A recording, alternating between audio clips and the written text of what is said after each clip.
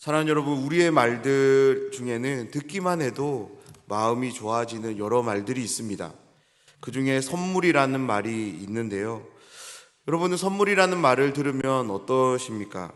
혹시 아무런 마음이 생기지 않으신가요? 그렇다면 이번 기회에 사랑하는 누군가에게 정성껏 선물을 한번 준비해서 해보는 것도 좋을 것 같습니다. 우리는 선물이라는 말을 들으면 먼저 무엇일지에 대한 궁금함이 생깁니다. 그 궁금함은 마음의 설렘을 불어일으키는데요. 그 설렘이 우리의 마음을 좋게 합니다. 선물이라는 말을 듣고 화를 내는 사람은 없을 것입니다. 오히려 화를 내었던 사람도 선물이라는 말 때문에 화를 그만두고 마음을 좋게 할 것입니다. 그렇습니다. 선물은 남녀노소 동서고금을 막론하고 누구에게나 마음을 좋게 합니다. 그런데요, 선물이라는 말을 듣는 것만으로도 마음이 좋아지는데 그 선물을 받았을 때 우리의 마음이 어떨까요? 필요의 강도에 따라서 조금의 차이가 있겠지만 일시적으로는 정말 세상을 다 가진 듯한 그런 경험을 때로는 할 때도 있는 것 같습니다. 우리의 마음을 좋게 하는 이 선물을 누군가를 위해 준비할 때 우리 안에 생겨나는 마음이 있습니다. 그것은 이 선물을 받게 되는 상대방의 마음인데요. 선물을 준비하는 사람은 절대 자신의 입장에서 선물을 준비하지 않습니다. 오로지 선물을 받게 되는 그 사람의 입장에서 선물을 고릅니다. 상대방의 마음을 정확하게 알 수 없기에 수십 번도 더 생각하고 또 생각합니다. 그렇게 고민하고 고른 것이 최선일 것 같아서 선택하는데 그렇게 선택하고 나면 더 나은 것이 있을 것 같은 생각에 내려놓고 또 생각하고 생각하는 것이 선물을 준비하는 사람의 마음입니다. 그러하기에 선물을 고르는 것은 정말 힘든 일입니다. 진짜 힘든 일입니다. 그렇지 않습니까?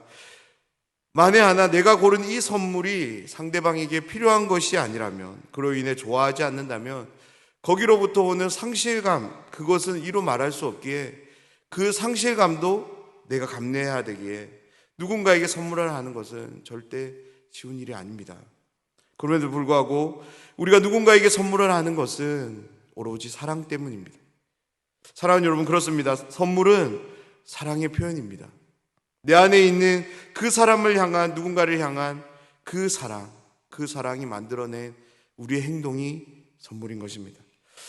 선물 이야기가 길었는데요. 제가 오늘 선물에 대해서 이렇게 장황하게 말씀드리는 이유는 하나님이 우리에게 주신 선물을 말씀드리기 위함입니다. 하나님이 우리에게 주신 선물이 있습니다. 특별히 이 선물은 한 가지 특별한 상황과 연결되어 있는데요. 그것은 아담의 불순종으로 인한 타락 사건, 그것과 연결되어져 있습니다. 하나님 앞에서 죄인이 된 아담은, 그리고 그 모든 인류는 죄의 종이 되어 하나님의 뜻이 아닌 자신의 뜻을 이루며 살아가게 되었습니다. 영원한 생명이 아닌 심판을 통한 영원한 죽음을 향해 살아가는 인생들이 되었습니다. 아담의 타락으로 우리에게 주어진 온 인류의 타락에 대해서 성경은 이렇게 이야기하는데요. 모든 사람이 죄를 범하였으며 하나님의 영광에 이르지 못하게 되었다고. 모든 사람이 타락된 상태에 놓이게 되었다라고 말씀하고 있습니다.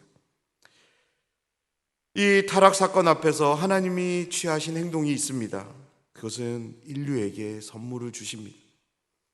하나님은 이렇게 부패해버린 인생들이지만 그들을 여전히 사랑하셨고 그들을 가만히 내버려 두지 않으시고 심판을 통한 영원한 형벌로 나아가지 않도록 다시금 그들의 상태를 돌이켜서 하나님이 주시고자 하는 영원한 생명으로 나아갈 수 있도록 하나님 선물을 주십니다. 이 타락된 상태를 적극적으로 근본적으로 해결할 수 있는 선물을 주십니다. 그 선물이 바로 믿음입니다. 그래서 성경의 이야기를 우리가 한번 들여다보면 타락한 인생들에게 믿음을 허락하시는 그 하나님의 신실하심을 우리는 모든 곳에서 찾아볼 수 있습니다. 그렇습니다. 히브리서 11장이 소개하는 이 믿음 역시 인생의 타락한 상태와 밀접한 관련이 있습니다. 타락한 상태이기에 그 상태를 되돌리기 위한 무언가가 필요하고요. 그 무언가를 통해서 우리는 구원이 절대적으로 필요합니다.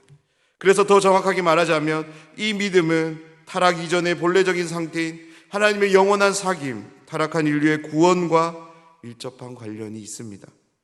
이 의미를 기억하며 오늘 말씀 함께 나누려고 하는데요. 오늘 히브리서 말씀을 통해 두 가지를 함께 생각해 보려고 합니다. 먼저 믿음이라고 하는 것이 무엇일까요? 도대체 믿음이 무엇이기에 히브리서 기자는 이렇게 많은 부분을 할애해서 여러 인물들까지 동원시켜서까지 믿음을 이야기하고 있는 것일까요?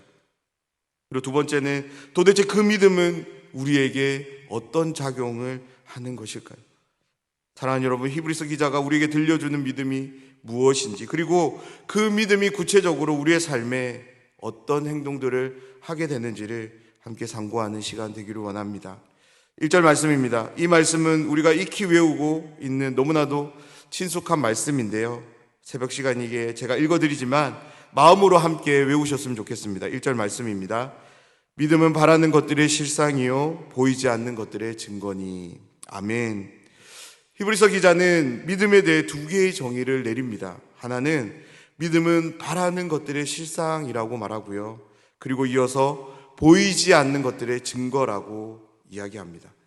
이 말씀이 너무 익숙해서 편해져서 그렇지 곰곰이 한번 이 말씀을 생각해 보면 이것이 무슨 의미인지 쉽게 다가오지 않습니다. 오늘 이 말씀을 이해하기 위해서 우리는 히브리서가 우리에게 들려주는 1장 1절에서 10장 39절의 전체적인 내용을 우리는 한번 기억해 볼 필요가 있습니다. 특별히 바로 앞에 나온 이야기인 10장 39절 말씀을 우리는 주목해야 되는데요. 우리는 뒤로 물러가 멸망할 자가 아니요 오직 영혼을 구원함에 이르는 믿음을 가진 자니라 라는 이 말씀을 우리는 기억해야 합니다. 그래서 11장 1절에는 우리말인 한글 성경에는 번역되어져 있지 않는데요. 지금, 이제라는 단어가 있습니다. 어떤 말입니까? 앞에서 이야기했던 이 믿음이 무엇인지를 이제, 지금 히브리서 기자는 들려주겠다라는 거죠. 1장 1절부터 10장 39절까지 이야기는 하나님이 예수님을 통해 하신 일들이 무엇인지에 대한 소개였습니다. 그리고 그 정점에 무엇을 두냐면 믿음을 두고 있는 거죠. 그래서 이 기자는 11장 1절부터 그 믿음이 무엇인지에 대해서 말해주겠다라는 것이 히브리서의 이야기입니다. 그러니까 11장 1절에서 소개되는 이 믿음은 10장까지의 내용과 무관해서는 안 되는 거죠. 딱 떨어놓고 이 말씀만 가지고 우리는 믿음을 생각해 봐서는 안 되는 것입니다.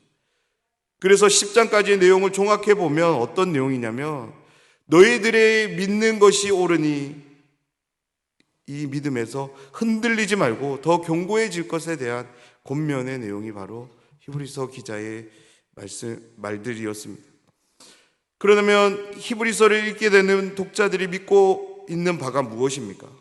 그것은 하나님이 이 세상을 창조하신 시점부터 예수님을 통해 하신 일들까지에 대한 일들의 소개입니다. 그것을 믿고 확신하라는 거죠. 한마디로 이것은 하나님의 구원 역사에 대한 믿음을 요구하고 있는 것입니다. 하나님이 지금도 신실하게 구원 역사를 선보이고 있으니 그 하나님을 신실하게 붙잡으라는 것입니다. 의심하지 말고 흔들리지 말라는 것이 히브리서 기자의 권면입니다. 하나님이 선보이신 이 구원 역사의 상황들을 대입해서 우리 11장 1절의 믿음의 의미를 한번 생각해 보면 믿음이 바라는 것들의 실상이라는 의미는 죄로 인해 타락한 온 인류가 하나님이 베푸시는 구원 역사를 바라보도록 하며 그 바람은 결코 바람으로 끝나지 않고 최종적으로 완성된 형태로 주어지게 될 것이라는 의미입니다. 그래서 실상이라는 말 대신에 보증이라는 말로 바꿔도 괜찮습니다. 왜냐하면 우리에게 베푸시는 하나님의 구원 역사 그리고 구원의 완성은 확실히 존재하기 때문입니다. 그것이 절대 허상이 아니라 분명하게 우리에게 주어질 것이기에 믿음은 그 구원 역사를, 그 구원의 완성을 보증한다라는 것이 히브리서 기자의 이야기입니다. 그리고 하나님의 구원 역사는 최종적으로 주어질 구원의 완성은 절대 우리의 눈에 보이지 않습니다. 하지만 이 보이지 않는 하나님의 구원 역사, 이 구원의 완성에 대해 믿음은 계속적으로 증거하고 있다는 거죠.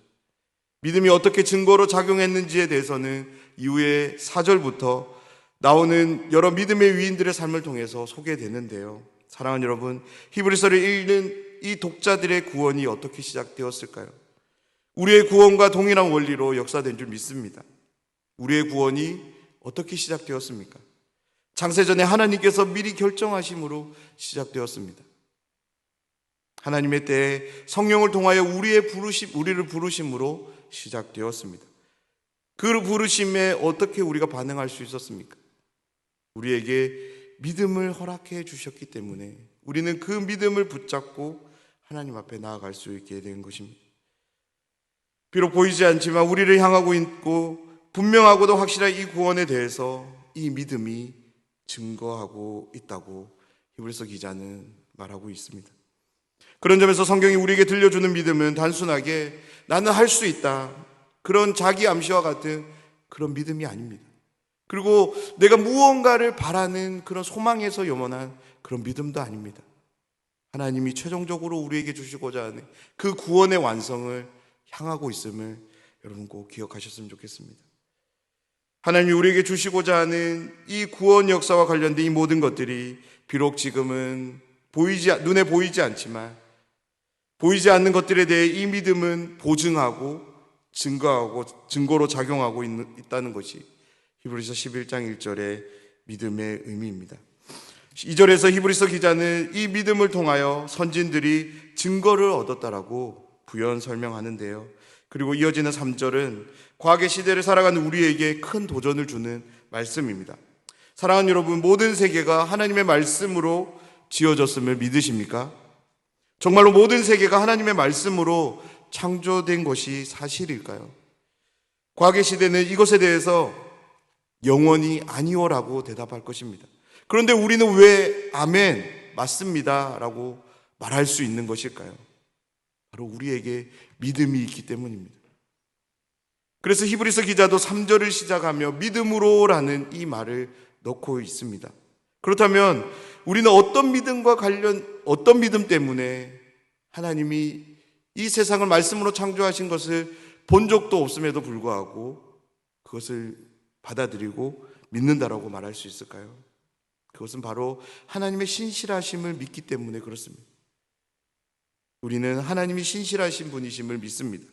성경을 통해 하나님이 신실하신 분이심을 우리는 알게 되었고 하나님과 함께하는 삶을 통해서 우리는 하나님의 신실하심을 경험했고 그로 인해서 깨닫게 되었습니다.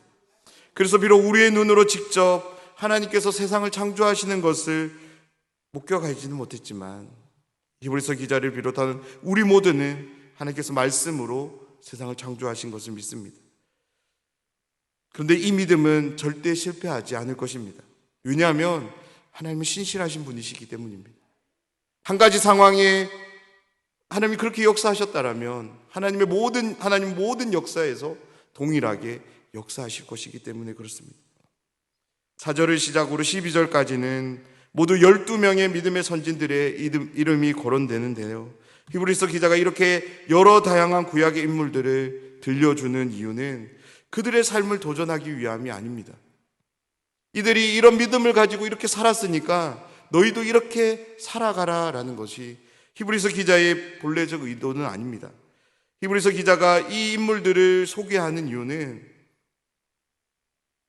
바로 하나님의 구원 역사가 그들에게는 완전한 형태로 제시되지는 않았지만 그들의 믿음을 통하여 믿음으로 실체를 얻었고 보증을 받았고 확신으로 나아갔던 이 믿음을 소개하기 위함입니다.